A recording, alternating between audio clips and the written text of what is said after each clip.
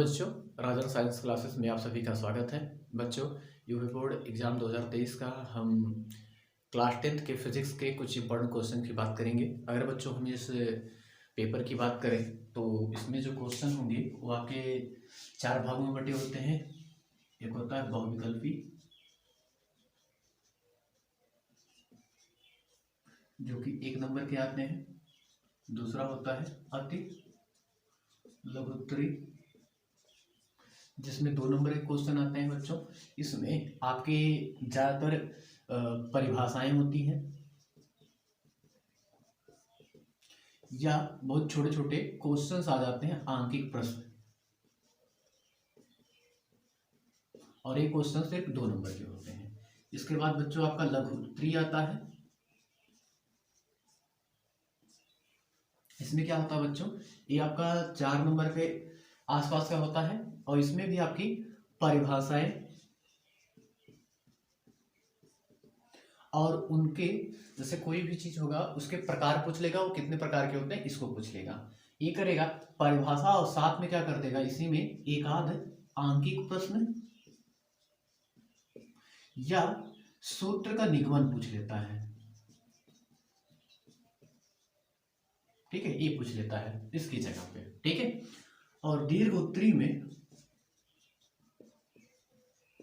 दीर्घ उत्तरी जो आपका 5 से 7 नंबर का क्वेश्चन होता है, इस बार में भी घट जाए क्योंकि आपके इस बार बहुविकल्पी क्वेश्चनों की संख्या आपकी 20 कर दी गई। पहले तो 15 होती थी, अब 5 और बढ़ा दिए गए, तो हो सकता है कि ये 7 की बजाय 6 नंबर का हो। ठीक है, तो दीर्घ उत्तरी में आपका पूछ लिया जाएगा डेरिवेशन, खासकर इसमें सूत्र का निगमन आपके दर्पण से। ठीक है, सूत्र का निगमन। और इसके बाद और बात करें तो इसमें परिभाषा, उनके प्रकार की परिभाषा, प्रकार की परिभाषा,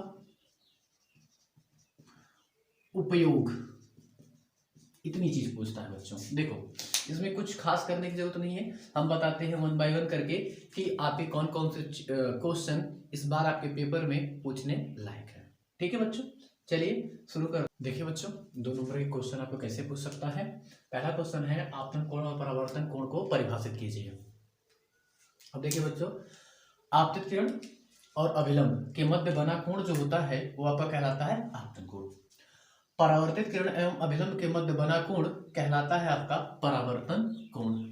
ठीक है बच्चों, उसका फिगर ए हो जाएगा। अब देखिए यहाँ पर आपका आपतन कोण और परावर्तन कोण पूछा है, तो जब यही चीज आपका अपवर्तन के केस में चले जाएगी, तो यहाँ पर आपतन कोण हो गया, यहाँ पर इसकी जगह बोल देगा अपवर्तित कोण को क्या कीजिए, परिभाषित कीजिए। तो ये चीजें थोड़ी सी नीचे वाली, मतलब सारी चीजें ही रहेंगी, सिर्फ यहाँ पे चीजें क्या कर जाएंगी, बदल जाएंगी। जहां पे आपका परावर्तन नहीं होगा वहां पे क्या हो जाएगा, अपवर्तन। ठीक है, अब देखिए बच्चों, दूसरा क्वेश्चन इसमें क्या कह रहा है कि परावर्तन का प्रथम और द्वितीय नियम किसे कहते हैं, अथवा करके कह देगा कि नियम को परिभाषित कीजिए। ये भी आपका 2 नंबर पे पूछेगा। अब देखिए बच्चों, तो इसका परिभाषा क्या होगा आपका कि आपतित किरण, परावर्तित किरण और आपतन बिंदु पर अभिलंब तीनों एक ही तल में होते हैं। तीनों एक ही तल में होते हैं, पहला नियम हो गया। दूसरा नियम क्या होता है कि आपतन कोण आई, परावर्तन कोण आर सदैव आपस में क्या होते हैं, बराबर होते हैं। और यही क्वेश्चन आपका ठीक इसी जगह पे चेंज कर देगा। यहां पे अगर क्या कर देगा, अपवर्तन के प्रथम और द्वितीय नियम का परिभाषित कीजिए, तो देखो आपका पहला नियम तो वही रहेगा, बस दूसरा नियम बदल जाएगा कि इसमें आपतन कोण की जा और अपवर्तन कोण की जा क्या हो जाएगी, एक नियतांक हो जाएगी। लेकिन कब, जब यहां परावर्तन की जगह क्या कर देगा, आपका अपवर्तन कर देगा। ठीक है बच्चों, अगला क्वेश्चन देखते हैं हम। लघुत्तरी क्वेश्चन पूछेगा जो लगभग आपका 4 नंबर का होगा, वो कुछ इस तरीके से होगा। देखिए, अब गोलीय दर्पण की पहले परिभाषा देते हैं कि गोलीय दर्पण की परिभाषा क्या होती है।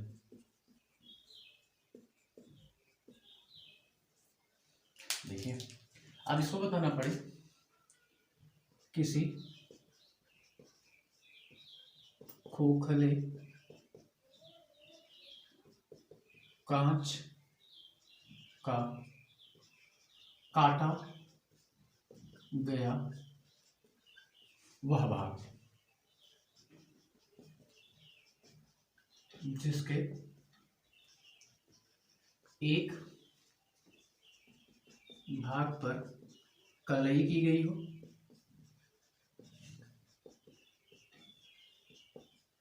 तथा दूसरे भाग से प्रकाश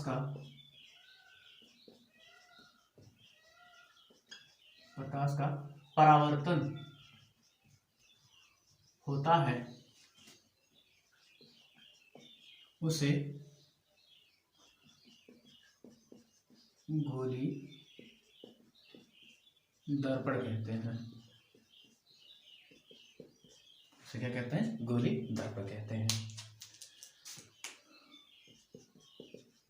गोली दर्पण दो प्रकार का होता है।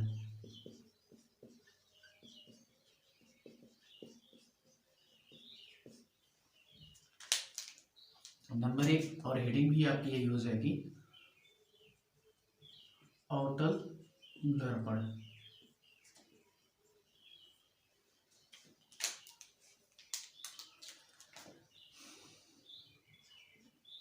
ऐसा गोली दर्पण जिसके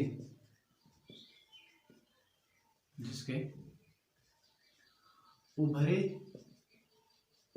हुए भाग पर कलई लाल ऑक्साइड का पेंट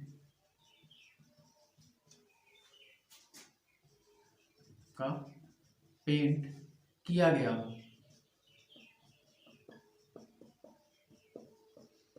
तथा दूसरे भाग से या दूसरे दबे हुए भाग से प्रकाश का परावर्तन हो, उसे अवतल दर्पण कहते हैं।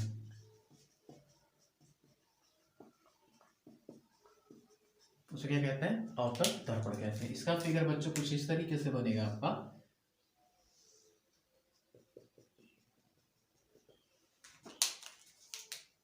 अब देखिए दूसरा, इसमें कौन है आपका? उत्तल दर्पण।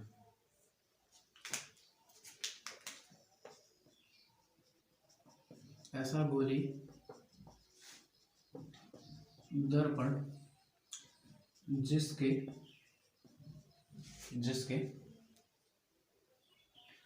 अंदर दबे हुए भाग पर कलई की गई हो तथा उभरे भाग से या पृष्ठ से, भाग की जगह पृष्ठ लिख सकते हैं, भाग से प्रकाश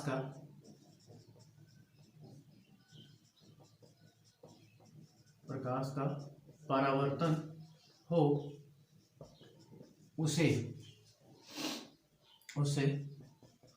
उत्तल दर्पण कहते हैं। उसे क्या कहते हैं बच्चों? उत्तल दर्पण कहते हैं। ये इसका फिगर जो होगा बच्चों वो आपका इस तरीके से होगा।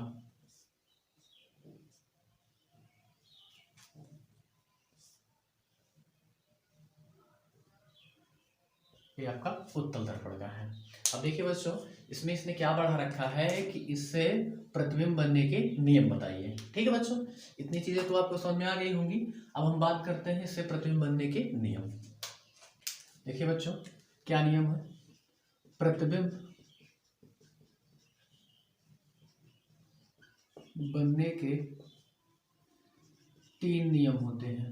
3 नियम होते हैं। प्रथम नियम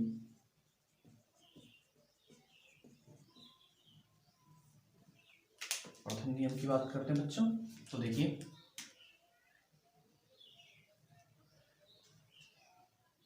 जब प्रकाश मुख्य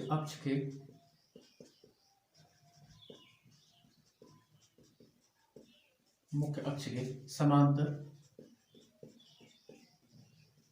चलता है तो वह परावर्तन के पश्चात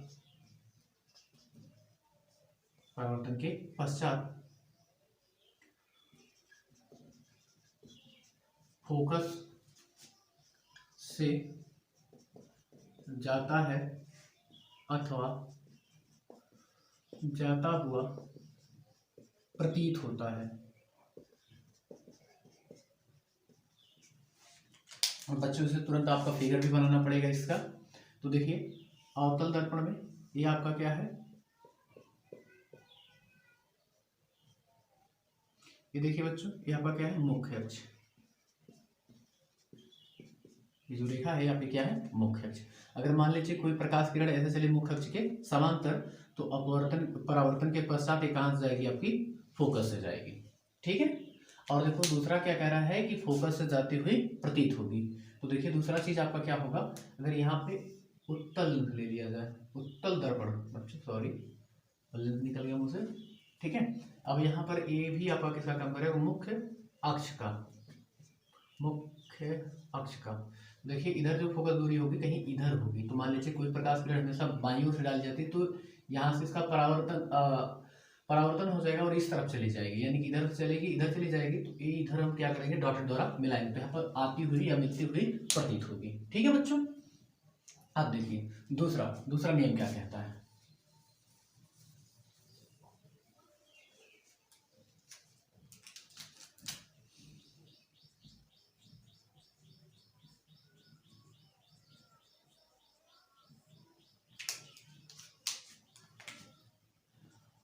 जब कोई प्रकाश किरण सीधे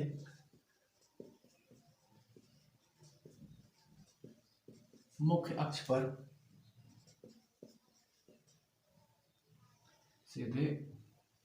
मुख्य फोकस पर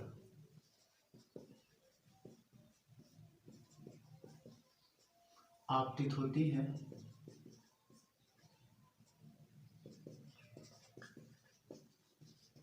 तो वह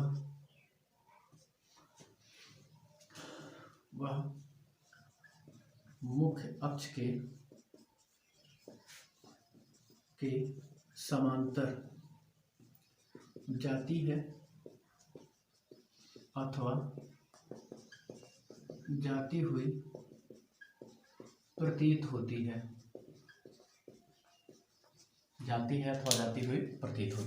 ठीक है। अब यहाँ पर देखिए बच्चों ये फिगर आपका ये है, ये अवतल लेंस के लिए हो गया, बार लेंस का है दर्पण के लिए हो गया, और एक उत्तल दर्पण के लिए हो गया। तो यहाँ पर देखिए मान लीजिए फोकस यहाँ पर है तो अगर कोई प्रकाश किरण ऐसे आपतित होगी तो परावर्तन के पश्चात कहाँ से आएगी, आपकी मुख्य अक्ष के समांतर हो जाएगी। अगर इसमें बात कर लेते हैं, मान लीजिए यहाँ पर फोकस है और ये डायरेक्टली यहाँ पर सीधे थोड़ा ऊपर करते हैं बच्चों, इसको यहाँ से डाल दें यहाँ पर। तो देखो बच्चों ये तो इधर जा नहीं पाएगा तो यहाँ से इस तरफ ये परावर्तित हो जाएगा तो फोकस से आती हुई प्रतीत होगी। ठीक है। चलिए ये दूसरा नियम हो गया। तीसरा नियम देख लेते हैं।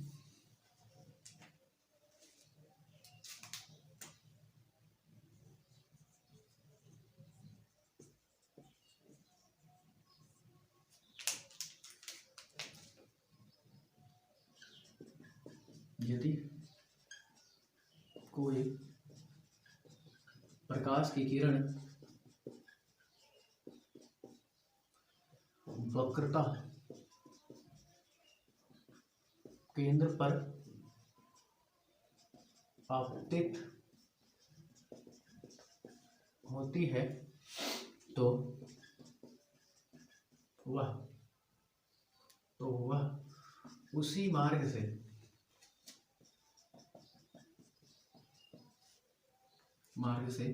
सीधे वापस चली जाती है।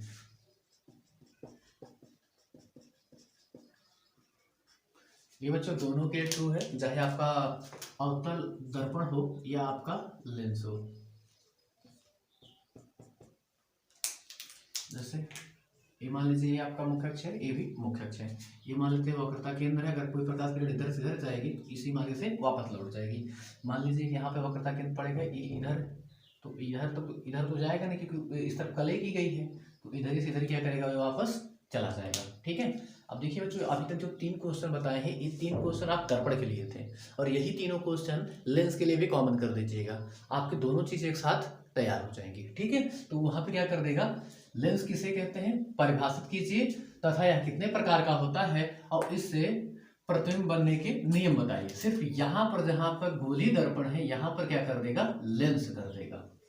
ठीक है, तब भी आपका 4 नंबर का क्वेश्चन बहुत बढ़िया यहाँ से बन जाएगा। ठीक है, अब दोनों में डिफरेंट क्या पूछता है, वो आपका है यूवीएफ में संबंध। यूवीएफ में जो संबंध पूछेगा वो बच्चों हमेशा 7 नंबर का पूछेगा। ठीक है, और अथवा करके पूछेगा कि उसके साथ में एक क्वेश्चन कोई और दे देगा, हम बताते हैं कि क्या कर सकता है। ठीक है,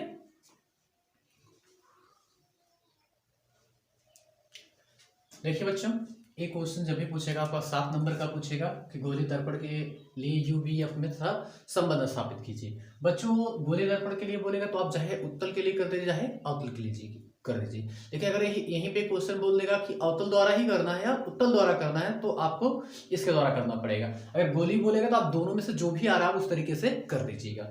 हमने यहाँ पर अवतल दर्पण ले लिया, हमने फिगर बना दिया, हमने मान लिया कि माना दर्पण के ध्रुव से वस्तु तक की दूरी पीबी माइनस यू है, प्रतिबिंब तक की दूरी बीपी माइनस वी है, और यहाँ पे फोकस दूरी पी एफ माइनस एफ है, और पीसी दूरी माइनस आर है। माइनस में क्यों लेंगे, क्योंकि दर्पण से बाईं ओर नापी गई जितनी भी दूरी होती है वो सबके सब क्या होती है, ऋणात्मक होती है। चलिए अब हम यहाँ पे क्या कर लेते हैं, हम यहाँ पे 2 त्रिभुज ले लेंगे। हमने एक बार त्रिभुज ले लिया है ए बी सी, हमने दूसरा त्रिभुज ले लिया है ए डैश बी डैश सी। तो हम मान लेंगे त्रिभुज ए बी सी और ए डैश बी डैश सी में समकोणिक है। समकोणिक कौन है, ये जो बी वाला एंगल हो क्या है, समकोणिक है। तो देखो इसके लंब का बटा इसका लंब, इसके आधार का बटा इसका आधार, तो इतना बटे इतना हो जाएगा, समीकरण नंबर 1 मान लेंगे।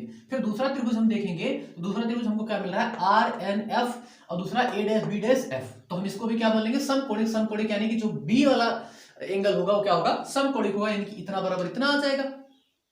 इसके लंब का बटा इसका लंब, इसके आधार का बटा इसका आधार, इतना हो जाएगा। तो हम यहाँ पे क्या कर लेंगे कि देखिए ए दूरी, ए बी दूरी और आर एन दूरी, ये दोनों एक दूसरे के बराबर हैं, तो जहां पे आपका आर एन है वहां पे क्या रख लेंगे, ए बी। तो समीकरण 1 और इसको समीकरण नंबर 2, इन दोनों का आपस में तुलना कर देंगे। देखिए ए बी बटे में ए डैश बी डैश, और यहाँ पे ए बी बटे में ए डैश बी डैश, ये दोनों बराबर है आपस में, इसलिए ये दोनों आपस में क्या होंगे, बराबर होंगे। तो इतना बराबर इतना हो जाएगा। हम मान लेंगे कि जो दर्पण का द्वारक वो छोटा है, जब ये दर्पण का द्वारक छोटा होगा तो ए वाला जो बिंदु आर है वो कहां आ जाएगा, पी के पास। जब पी के पास आएगा तो ए वाली जो दूरी है ये इधर खिसक जाएगी, जो एन है वो पी की तरफ खिसक जाएगा, इसीलिए एन एफ बराबर किसके हो जाएगा, पी एफ के। तो यहां से हमने ये रख दिया। अब देखिए बीसी दूरी, हमने यहाँ पे बीसी कुछ माना है, नहीं माना।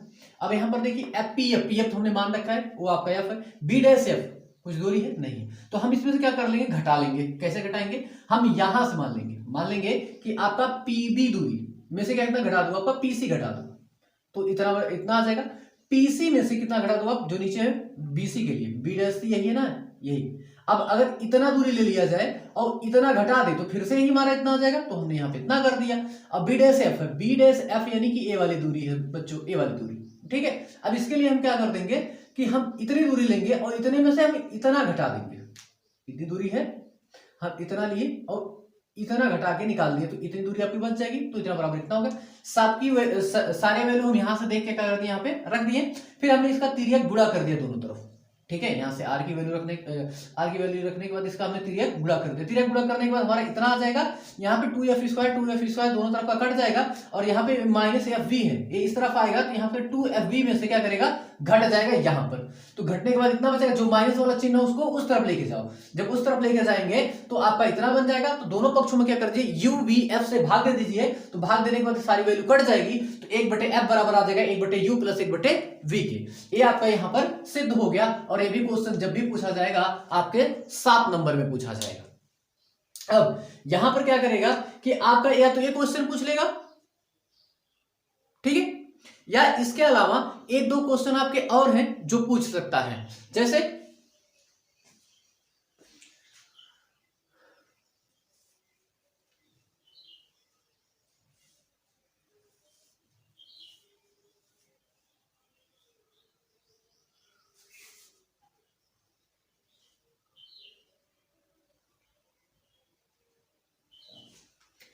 जैसे कोई आपका क्वेश्चन दे देगा, क्वेश्चन देने के बाद बोलेगा कि एफ की वैल्यू, यू की वैल्यू या वी की वैल्यू ज्ञात कर दो और साथ में चित्र आरेख बना दो। जब चित्र आरेख बनाने के लिए बोलेगा तो वहीं पर वो क्वेश्चन भी आपका कितने नंबर का होगा, 7 नंबर का होगा। तो जब 7 नंबर का क्वेश्चन होगा तो इन दोनों को अथवा करके दे देगा, कहेगा या तो आप क्वेश्चन लगा दीजिए या इसको डेरिवेट कर दीजिए। बच्चों आपके लिए जो आसान लगेगा वो आप कर दीजिएगा। हम आपको एक क्वेश्चन भी करके बताते हैं उसको कैसे किया जाएगा, ठीक है बच्चों।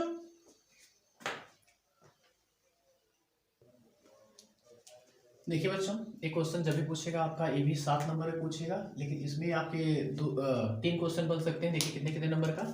एक बार ये क्वेश्चन अगर सिर्फ इतना कह दें कि एक अवतल दर्पण है, उसकी फोकस दूरी वक्रता त्रिज्या 20 सेंटीमीटर है, तो फोकस दूरी ज्ञात कीजिए। अगर यहीं पे क्वेश्चन खत्म करके कह देता है फोकस दूरी ज्ञात कीजिए, तो वो क्वेश्चन हमेशा आपका 2 नंबर का बनेगा, ठीक है। और अगर यहीं पर एक क्वेश्चन थोड़ा सा बड़ा कर दे, कह दे कि कोई वस्तु 15 सेंटीमीटर की दूरी पर रखी है, उसकी प्रतिबिंब बताइए, उसका प्रतिबिंब कितना दूरी पर बनेगा वो बताइए। जब प्रतिबिंब की बात कर देगा तो यहाँ पे एक क्वेश्चन आपका 4 नंबर का हो जाएगा, ठीक है। लेकिन जैसे ही ये क्वेश्चन कह देगा उसका चित्र आरेख भी बनाइए, तो एक क्वेश्चन आपका तुरंत कितने क्वेश्चन नंबर का बन जाएगा, 7 नंबर का बन जाएगा। चलिए बच्चों, इसको सॉल्व करके हम इसका आरेख बना देते हैं, कैसे बनेगा। चलिए, हमारा देखिए सबसे पहले भी कभी भी फिजिक्स का क्वेश्चन लगाए तो आप सबसे पहला काम ये करेंगे कि देखेंगे क्या दिया है और क्या निकालना है, ठीक है। सबसे मोस्ट इंपॉर्टेंट चीज यही है, क्या दिया है और क्या निकालना है। अब देखो, हमारा दिया है त्रिज्या r बराबर 20 सेंटीमीटर दे रखा है, और दिया है कोई वस्तु दर्पण के सामने 15 सेंटीमीटर की दूरी पर रखा है, यानी कि r बराबर दे रखा है आपका 15 सेंटीमीटर, ठीक है। अब हमें निकालना क्या है, हमें f निकालना है, और हमारे पास सूत्र है 1/u प्लस 1/v बराबर 1/f, यही सूत्र है। तो यहाँ पे हमें f निकालना है, हमें f निकालना है तो हमको v भी पता होना चाहिए। जब तक v नहीं पता, प्रतिबिंब की दूरी पूछा है बच्चों, सॉरी प्रतिबिंब की दूरी पूछा है, यानी कि a पूछा है, f नहीं पूछा है। तो हमें f जब तक पता नहीं तब तक हम a नहीं निकाल सकते हैं आपका, और यही निकालना है। तो अब इसके लिए हम क्या करेंगे, पहले फोकस दूरी ज्ञात करेंगे। और हम क्या जानते हैं कि जो वक्रता त्रिज्या होती है वो फोकस दूरी कितनी होती है, आधी होती है, यानी कि इसका अगर हम हाफ कर दें r/2 बराबर किसके होता है, f के। तो यहां से देखिए हमें f की वैल्यू कितनी आ जाएगी, 10 सेंटीमीटर। और यहां पर देखिए आपका u बराबर दे रखा है 15 सेंटीमीटर, ए भी माइनस में, ए भी माइनस में। अब v की वैल्यू हम क्या कर सकते हैं, यहां से ज्ञात कर सकते हैं। तो चलिए बच्चों, हम आपका सूत्र लगाते हैं और इसको क्या करते हैं, ज्ञात करते हैं। अब सारी वैल्यू निगेटिव है तो यहाँ पे वैल्यू रखते हैं, 1/-15 प्लस 1/v बराबर 1/-10 के। अब देखिए बच्चों, ये आपका माइनस में उस तरफ लेके चले जाते हैं, प्लस में हो जाएगा, तो 1/v बराबर 1/-15 प्लस में इसको कर लेते हैं -1/10, ठीक है बच्चों। एलसीएम ले लो इसका। जब इसका एलसीएम लेंगे तो इसका एलसीएम 101% आपका कितना आएगा, इसका जो एलसीएम होगा बच्चों वो आएगा आपका 30। अब देखिए बच्चों, इससे इसमें भाग दीजिए, जो भी वैल्यू आए उसको यहाँ ऊपर क्या कर दीजिए, गुणा कर दीजिए। भाग देने पर 15 दूनी 30, तो 2 आएगा, 2 से ऊपर गुणा कर देंगे तो यहाँ पे 2 माइनस 10 से कीजिए, 10 की यही 30, 3 आया, 3 का यहाँ पर गुणा कर दीजिए 3। अब यहाँ पर देखिए घटा दीजिए, तो 1/v बराबर आ जाएगा -1/30, यानी कि यहाँ पर अब जो v की वैल्यू आएगी वो आ जाएगा -30 सेंटीमीटर। यानी कि देखो हमारा जो वस्तु है वो कहां पर रखा गया है, आपका 15 सेंटीमीटर पर, ठीक है। यानी कि और आपका फोकस दूरी कितनी है, 10 सेंटीमीटर। यानी कि ये आपका देखिए फिगर कैसे बनेगा, इसका अवतल दर्पण है,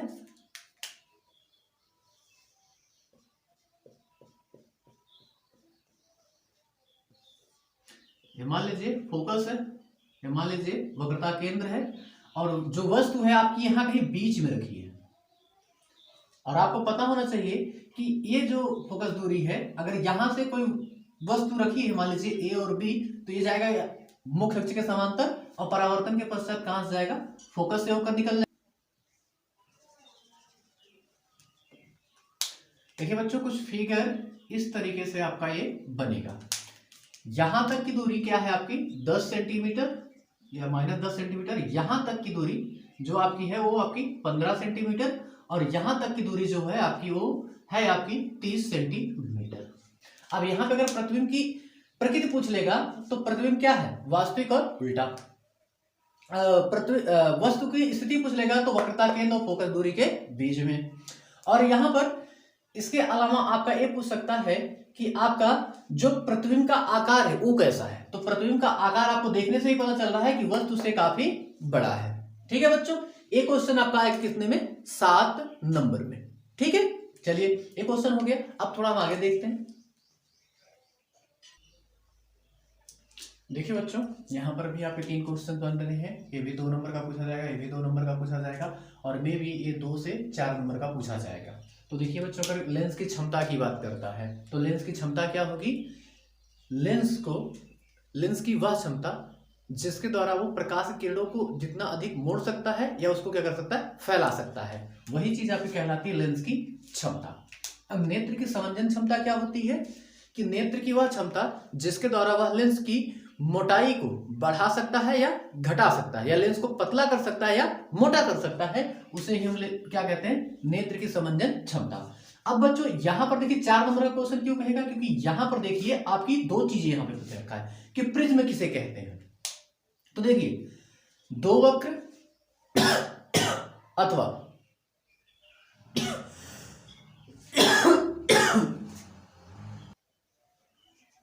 देखिए बच्चों प्रिज्म क्या होता है, प्रिज्म उस समांग पारदर्शी आकृति को कहते हैं जो किसी कोण पर झुके दो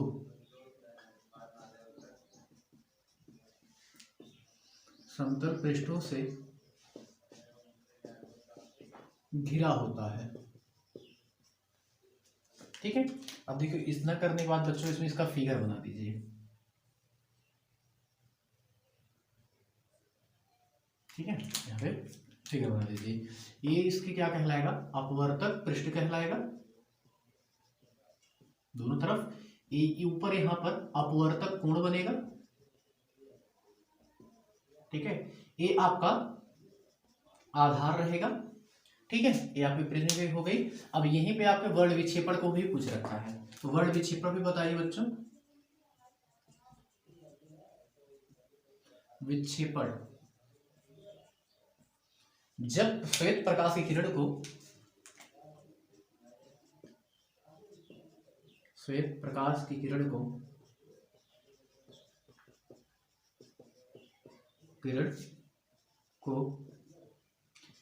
किसी प्रिज्म से गुजारते हैं तो प्रकाश की किरण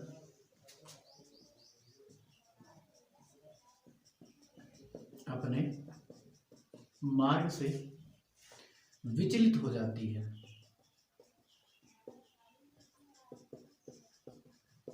तथा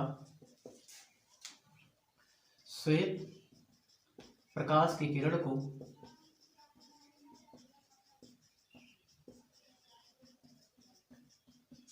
सात रंगों में विभक्त करती है। रंगों में विभक्त होने की घटना को विक्षेपण कहते हैं।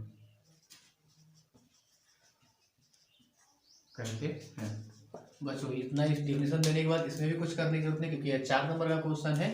तो यहाँ पर भी एक प्रिज्म बना दीजिए और इसमें से प्रकाश गुजारिए, और प्रकाश गुजारने के बाद इसमें से 7 रंगों के नाम लिख दीजिए कि कौन कौन से 7 रंग आपके पाए जाते हैं। ठीक है बच्चों, अब देखिए इसके बाद और कुछ क्वेश्चन बनेंगे जो कि आपके, देखो बच्चों घर के बाहर थोड़ा सा काम स्टार्ट होने वाला है, जिसके वजह से ये सारे क्वेश्चंस को मैं एक्सप्लेन नहीं कर सकता। तो आप इन क्वेश्चंस को अपने बुक से देख लीजिएगा। जैसे कि पहला क्वेश्चन क्या है, मानव नेत्र में कितने प्रकार के दोष पाए जाते हैं, दोषों के कारण और निवारण बताना है, जो कि बच्चों आपका 4 नंबर में पूछा जाएगा। और इसके बाद पूछा है अपर्तनांक किसे कहते हैं, हीरे का अपर्तनांक कितना होगा, ये आपका 2 या 4 नंबर में पूछा जाएगा। प्रतिरोध किसे कहते हैं, अगर इतना सिर्फ कह देगा तो 2 नंबर का क्वेश्चन बनेगा। और अगर इसके अलावा इसमें कह देता है कि श्रेणी क्रम संयोजन का तुल्य प्रतिरोध का व्यंजक ज्ञात कीजिए, तो यहाँ पर आपका ये 4 नंबर का क्वेश्चन बन जाएगा। ये बच्चों आपका 2 नंबर में पूछा जाएगा। ये क्वेश्चन जो है ये आपका 2 नंबर में भी पूछा जाता है और 4 नंबर में भी पूछा जाता है। और यहाँ पर जो चुंबकीय बल रेखाएं हैं उनके गुण पूछ लेगा। देखो अगर चुंबकीय बल रेखाएं क्या होती है, सिर्फ कितना पूछता है तो आपका 2 नंबर का रहेगा। अगर ये दोनों एक साथ पूछता है तो ये आपका हमेशा 4 नंबर का हो जाएगा। और जो लास्ट क्वेश्चन है बच्चों, ये आपका हमेशा 7 नंबर में पूछा जाएगा और अथवा करके पूछा जाएगा। ठीक है, आपको डेरिवेशन दे सकता है या ये दे सकता है। ठीक है, चलिए बच्चों, तो मिलते हैं आपसे अगले वीडियो में। अगर मेरे द्वारा दी गई जानकारी आपको समझ में आए तो मेरे चैनल को लाइक, अपने दोस्तों के साथ शेयर और सब्सक्राइब जरूर कीजिएगा।